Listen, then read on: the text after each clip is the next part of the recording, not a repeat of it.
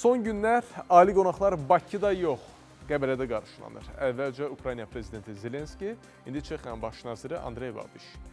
Bundan öncə də Qəbələ bir sıra vacib beynəlxalq tədbir ev sahibliyi edib. Şəhərdə bunun üçün bütün lazım imkanlar var. Həmçinin xarici qonaqlar da Azərbaycanın regionları ilə tanışlıq imkanı əldə edirlər. Rəsmi Bakının artan diplomatik nüfuzunun fonunda Qəbələ gələcəkdə ölkənin diplomatik paytaxtına çevrilə bilərmi?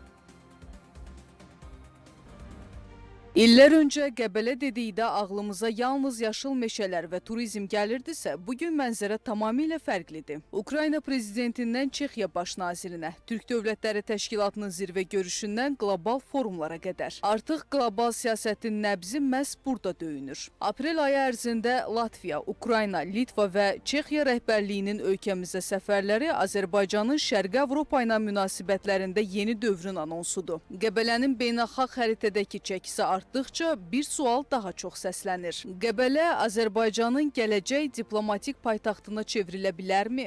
Etiraf etməliyik ki, xarici qonaqlar və yaxud da digər beynəlxalq səviyyəli tədbirlər Bakıda keçirilərkən yol hərəkətinin təşkili, qonaqların qarşılanması, tədbirlərin keçirilməsi ilə bağlı müəyyən sıxlıqlar yarana bilər.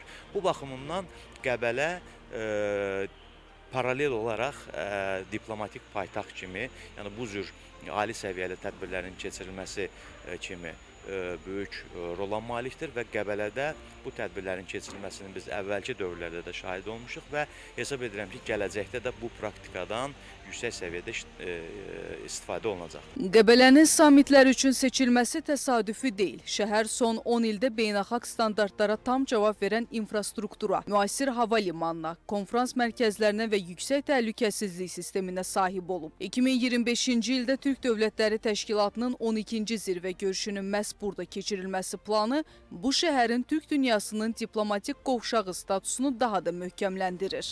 Bəzi hallarda paytaxtın başqa bir regiona köçürülməsi regionun sosial-iqtisadi inkişafına ciddi müsbət təsirləri olur. Belə ki, bu həm regionda yeni iş yerlərinin açılması, həmçinin yeni xidmət sektorlarının yaradılması, digər tərəfdən əlavə maliyyə dövriyyəsini təmin edir ki, bu da bölgənin iqtisadi inkişafına böyük bəhrə vermiş olur. Xarici liderlərin bu bölgələrdə bir araya gəlməsi Azərbaycanın təhlükəsiz, sabit və inkişaf edən dövlət imicini gücləndirir.